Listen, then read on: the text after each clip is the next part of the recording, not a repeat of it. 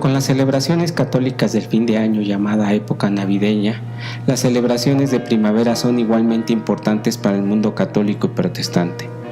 Estas celebraciones pretenden tener un acercamiento a la muerte y resurrección de nuestro Maestro, pero su origen y significado, ¿tienen el origen que le han querido dar? ¿Es verdaderamente la forma correcta de recordar la muerte del Maestro? Iniciemos con la Cuaresma.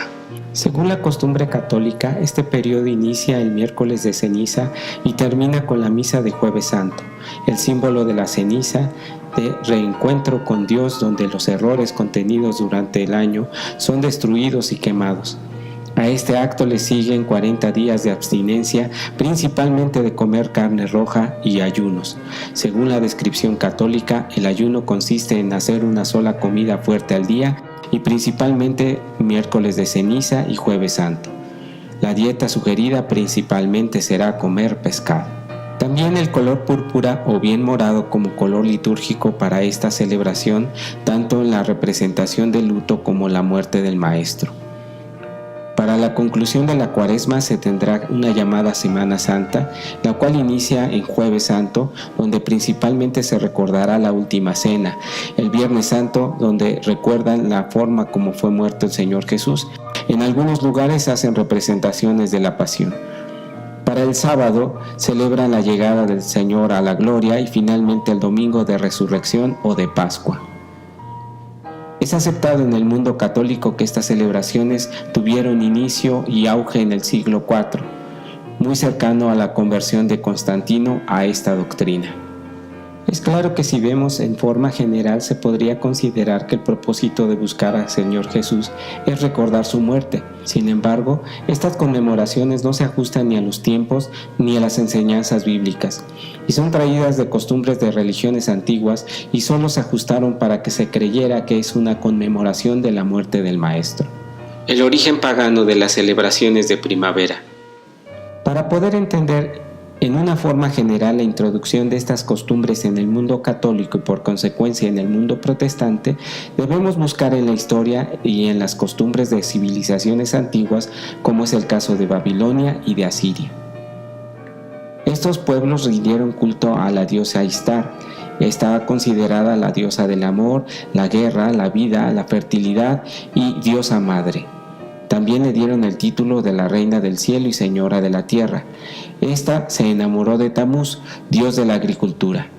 Cuenta el mito que al morir su amado esposo fue a buscarle al inframundo y por alguna razón solo le fue permitido regresar del inframundo en la primavera. Babilonia no fue el único pueblo que rindió culto a esa diosa. Los egipcios le llamaban Isis, a la cual le atribuyen las abundantes cosechas obtenidas por el Nilo. El pueblo de Israel la conoció como Astarot, según Jueces 10:6 y Primera de Reyes 11:5. Para el pueblo griego, la diosa de la fertilidad, el amor, el sexo fue Afrodita.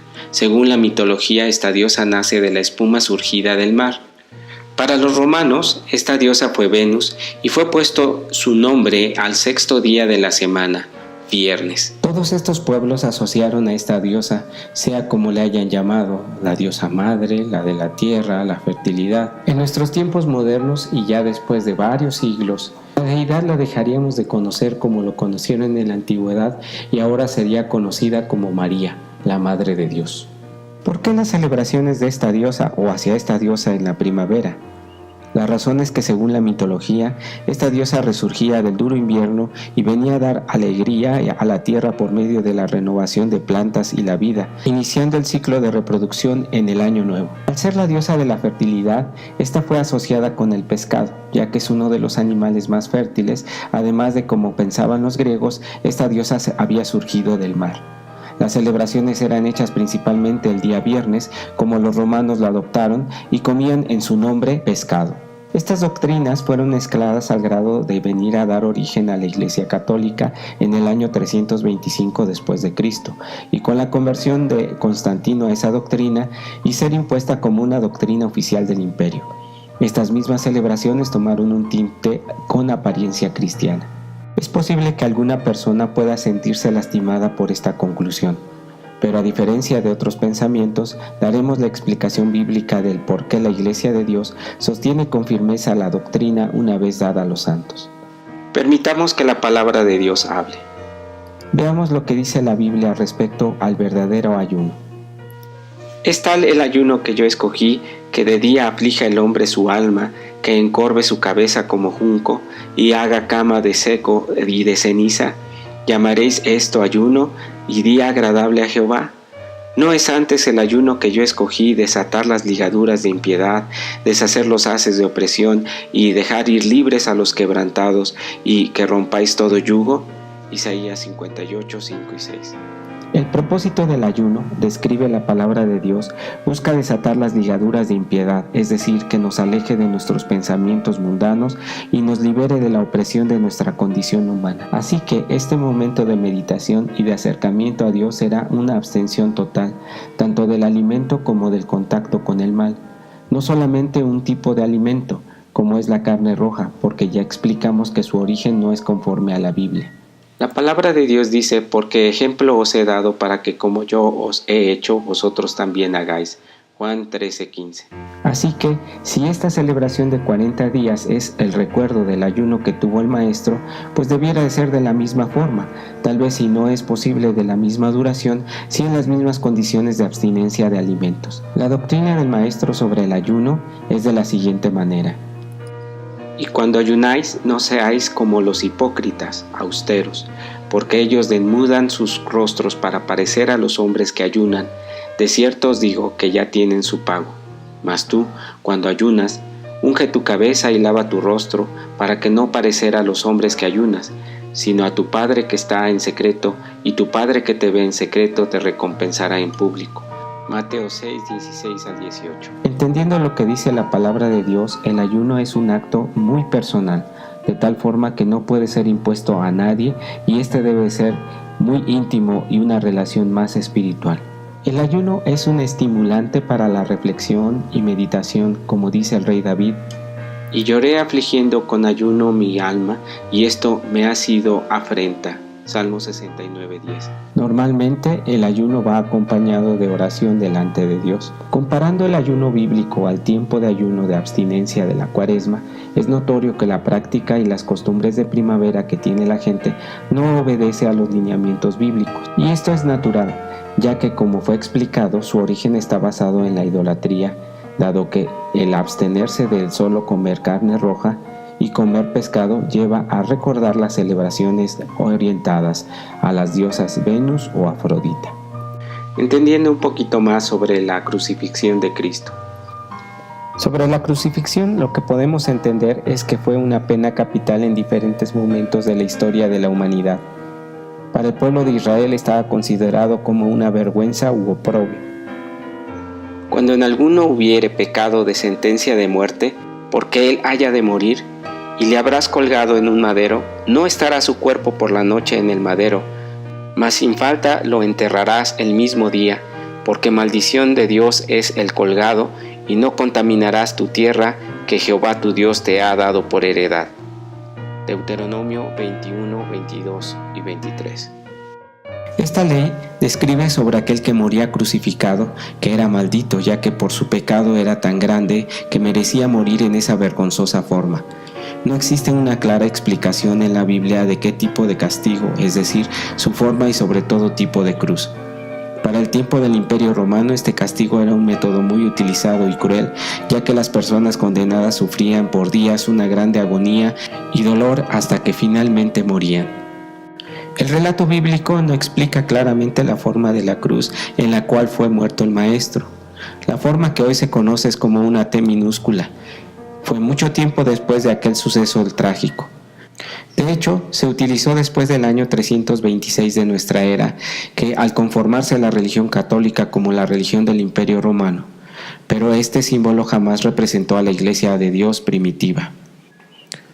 La verdadera representación del sacrificio del Maestro está descrito en la palabra de Dios, al describir que es al quitar el pecado del mundo por la sangre inocente del Maestro, como explica Juan 1:29, y que por esa sangre fuimos todos curados.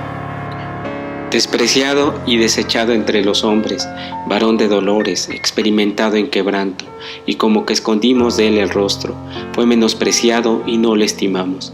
Ciertamente llevó él nuestras enfermedades y sufrió nuestros dolores, y nosotros le tuvimos por azotado, por herido de Dios y abatido. Mas el herido fue por nuestras rebeliones, molido por nuestros pecados, el castigo de nuestra paz sobre él, y por su llaga fuimos nosotros curados. Isaías 53, 3 al 5. Así que la representación de la muerte del Maestro por medio de un crucifijo es más bien un amuleto antiguo que una representación del cristianismo, ya que la verdadera representación de ser cristiano está en nuestros actos y no en los símbolos que son portados. Sobre la muerte y resurrección del Maestro, la creencia popular es que el Maestro muere en un día viernes y resucita en un día domingo. Principalmente eso es para apoyar la tradición que el día domingo reemplazó por el día sábado como día de alabanza y culto a Dios. Aunque este tema es digno de ser tocado con mayor detenimiento, solo utilizaré el razonamiento simple para demostrar que el pensamiento de la resurrección del Maestro no fue en domingo. El apóstol Pablo explica sobre la muerte y vida del Maestro. Además, os declaro, hermanos, el evangelio que os he predicado, el cual también recibisteis, en el cual también perseveráis, por el cual asimismo, si retenéis la palabra que os he predicado, sois salvos, si no creísteis en vano. Porque primeramente os he enseñado lo que asimismo recibí, que Cristo fue muerto por nuestros pecados, conforme a las Escrituras, y fue sepultado y resucitó al tercer día, conforme a las Escrituras. Primera de Corintios 15, del 1 al 4. El apóstol confiesa que el evangelio que predica era fiel, que la resurrección del Maestro fue conforme a las Escrituras, y esto es que se cumplieron fielmente la palabra profética. De hecho, las mismas palabras dichas por el Maestro, la cual explicó a los fariseos a la letra, dice: Entonces, respondiendo algunos de los escribas y de los fariseos, diciendo: Maestro, deseamos ver de ti señal. Y él respondió y les dijo: La generación mala y adulterina demanda señal, mas señal no será dada, sino la señal de Jonás profeta. Porque como estuvo Jonás en el vientre de la ballena 3 días y 3 noches, así estará el Hijo del Hombre en el corazón de la tierra 3 días y 3 noches. Mateo 12, 38 al 40. La muerte del Maestro se cumplió conforme a lo descrito en la Biblia. Entonces el tiempo que estuvo en el sepulcro fueron 72 horas, 3 días y 3 noches. Ahora bien, el relato bíblico explica que la agonía del Maestro en la cruz terminó cerca de las 3 de la tarde. Y cerca de la hora nona, o 3 de la tarde, Jesús exclamó con gran voz diciendo: Elí, Elí, lama sabachthani. Esto es: Dios mío, ¿por qué me has desamparado? Y algunos de los que estaban ahí oyéndolo decían: a Elías llama a este. Y luego, corriendo uno de ellos, tomó una esponja y la hinchó de vinagre, y poniéndola en una caña, dábala de beber. Y los otros decían: deja, veamos si viene Elías a liberarle. Mas Jesús, habiendo otra vez exclamado con gran voz, dio el Espíritu. Mateo 27, 46 al 50. Es importante aclarar que el conteo de las horas descrito en el libro de Mateo es en base al conteo del pueblo judío, donde describe que la primera hora es la que se cuenta a partir del sol, esto es cerca de las 6 de la mañana, según el conteo actual. Así que la hora nona o novena serían las 9 horas después de que salió el sol. Y esto nos lleva a las 15 horas o las 3 de la tarde en el conteo actual. Siguiendo esta secuencia de acontecimientos, después de la muerte del Maestro, su cuerpo fue pedido y llevado a un sepulcro nuevo, donde permanecería. Ese momento de ser llevado al sepulcro debió haber sucedido entre las 3 de la tarde, hora de su muerte, y antes de las 6 de la tarde, que era cuando terminaba el día, según el conteo de días judío. Así que el conteo de las 72 horas sería a partir del momento en que entró al sepulcro. Pongamos que fue a las 5 de la tarde como una referencia de tiempo. De ser así, las primeras 24 horas se cumplirían al siguiente día, que esto significa el día sábado, en teoría, siguiendo esa teoría que murió en viernes. Este sería el primer día. Para las siguientes 24 horas se cumplirían hasta el día domingo, y para cumplirse las escrituras, las 72 horas se cumpliría hasta el lunes a las 5 de la tarde aproximadamente. Aquí se muestra que ni aún el conteo incorrecto, donde se inicia en día viernes, se ajusta a las Escrituras. Es evidente que la teoría que el Maestro resucitó en domingo por nada se ajusta a la palabra de Dios. Este pensamiento está más bien orientado a tratar de forzar las Escrituras a un pensamiento de las ceremonias de primavera que realmente a la conmemoración de la muerte y sacrificio de nuestro Señor Jesús, ya que el domingo de Pascua realmente es parte de todas las celebraciones hechas a la diosa Venus, Afrodita o cualquier nombre de los que ya describimos al inicio de este estudio.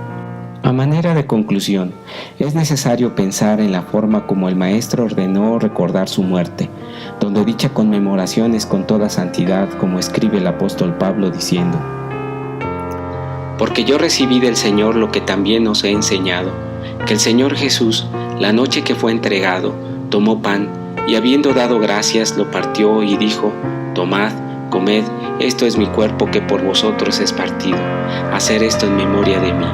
Asimismo también tomó la copa, después de haber cenado, diciendo: Esta copa es el nuevo pacto en mi sangre, haced esto todas las veces que bebieres, en memoria de mí. Porque todas las veces que comieres este pan y bebieres de esta copa, la muerte del Señor anunciáis hasta que venga».